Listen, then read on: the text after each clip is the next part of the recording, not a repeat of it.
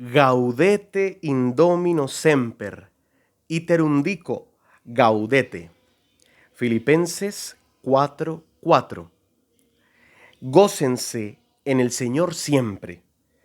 Se los repito, gócense. Hoy estamos celebrando el tercer domingo de Adviento. El color de hoy, que lo llevo en la camisa y está en la velita de la corona, es el color rosado, pero esto lo digo no como lo diría el profesor Salomón. Lo digo más bien mostrando la pedagogía que tiene la liturgia, de ir mostrando cómo el morado de nuestra penitencia, de nuestra vigilancia, se ilumina con el esplendor de la Navidad que está muy cerca. Entonces, en la liturgia siempre los colores tienen un sentido, un significado, y el rosado, que se emplea en 2 domingos al año solamente, en el tercer domingo de Adviento, domingo Gaudete, que significa gocen, y en el cuarto domingo de Cuaresma, domingo Letare, que significa alégrense, y reciben estos nombres porque la antífona de entrada comienza con esas palabras latinas. Entonces, esos 2 domingos se utiliza este color. La luz de la Navidad está cerca. La luz de la Pascua en Cuaresma está cerca. Y nosotros vamos caminando hacia esa luz. Bien, al Evangelio. Resulta que Juan está en la hora más oscura de su vida. Está prisionero. ¿Por qué está en la cárcel? Por denunciar el pecado de Herodes en el anuncio de la conversión como preparación a la llegada del Mesías. Y está desconcertado porque él ha ido a la cárcel por anunciar de esta manera adusta, muy seria, a veces pareciera implacable, con figuras tales como ya está el hacha en la raíz de los árboles, mostrando que ya era la hora de la llegada de Jesús, la llegada del Mesías. Entonces él está preparando esa llegada, él cree profundamente que Jesús es el Mesías, pero este Mesías lo desconcierta, porque este Mesías tiene una manera diferente de llegarle a la gente. El anuncio es el mismo, procurar la conversión, el anuncio de la llegada del reino de Dios. Pero Juan tiene un tono bastante severo, Jesús tiene una asertividad bastante curiosa, come con los pecadores, sabe llegarle a la gente de una manera un poquito más dulce, sin ser dulzón. Y resulta que ese Jesús con quien todos quieren estar, que es una figura un poquitico más social, hablando bíblicamente, que Juan que se va al desierto, que tiene una indumentaria que le distancia un poquitico de la cotidianidad de los seres humanos, mientras que Jesús en otro momento dirán que come y bebe mientras Juan no comía ni bebía. Jesús insertado en su cultura, inculturado, Juan apartándose un poco de su cultura para llamar a los seres humanos a una vida un poco más sobria, a una vida más sensata.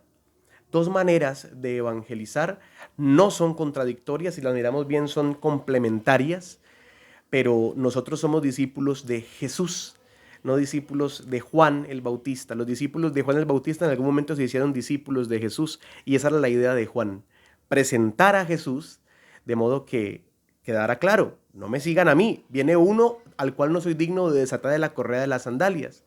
Era necesario pasar al seguimiento de Cristo. ¿Por qué hago todo este énfasis? Porque Mateo 11:6 dirá una frase, Jesús en Mateo 11:6 dirá una frase, feliz el que no se escandalice de mí.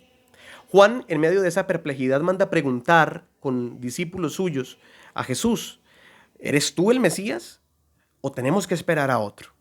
Esa pregunta encarna varios sentimientos, quizá bueno, yo anuncié de esta manera las cosas porque esperaba que hicieras entrada en la historia de una manera distinta, quizá eran mis expectativas. Muéstrame tu manera, confírmame si eres el que va a venir a liberar a Israel, el Mesías, para el cual he preparado el camino. Jesús no es grosero con Juan. Jesús simplemente nos enseña que no somos lo que decimos hacer, ni lo que dicen que hacemos. Somos lo que hacemos. Jesús manda a decir a Juan, citando a Isaías, mostrando la conexión que hay entre la proyección que Isaías hacía del Mesías y el Mesías, que es el que está en medio de su pueblo. ¿Qué va a decirle Jesús? Mira, los ciegos ven, los cojos andan, los sordos oyen, los pobres reciben el evangelio, son evangelizados. Yo creo que esta respuesta dio tranquilidad a Juan.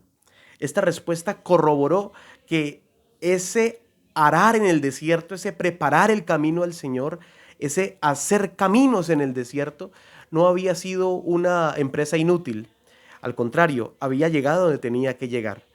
Juan lo dirá en algún momento, yo tengo que menguar para que Él resplandezca, disminuir para que Él salga con todo su esplendor.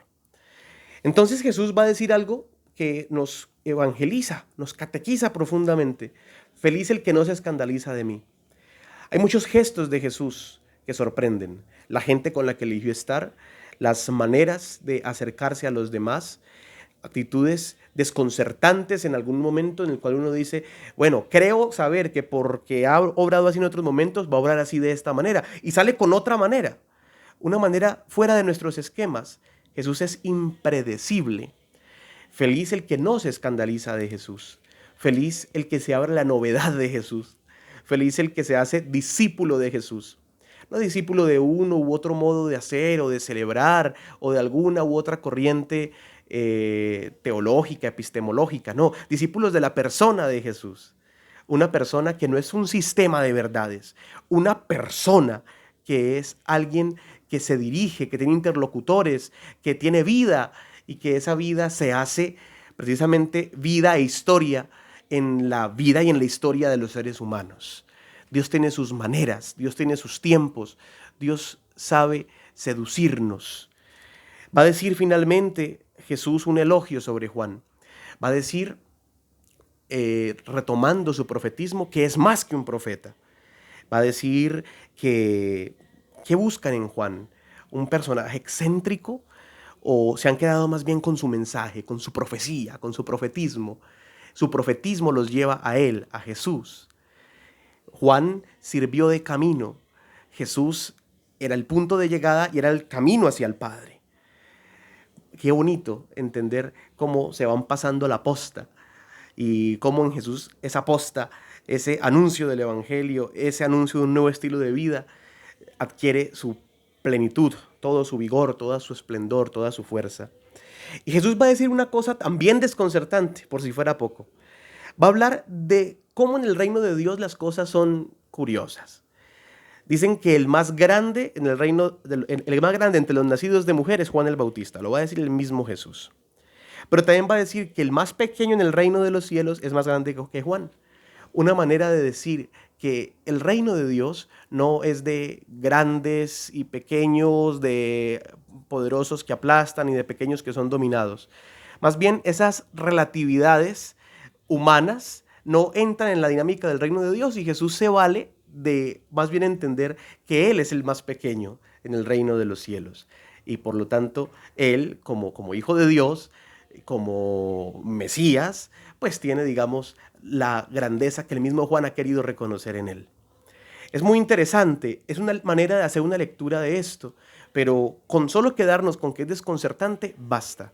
El reino de Dios no es de grandes o pequeños, no es de vencedores y de vencidos, no es de unos que figuran y otros que están opacados, no. El reino de Dios es Dios reinando. El reino de Dios es Cristo mismo cercano a todos. El reino de Dios es una nueva realidad en la cual todo es nuevo. Bueno, pidámosle al Señor la gracia de no escandalizarnos de Él, la gracia de responder no con palabras, sino con obras. Cuando el mundo nos pregunte quiénes somos, cuando nos pregunten si somos o no seguidores de Jesús, no tenemos que dar un discurso de teología. Tenemos que mostrar con nuestras obras a ese Jesús. Quédense con esto. No se trata de demostrar que Dios existe. Se trata de mostrar que Dios existe. Dios me los bendiga. Feliz semana.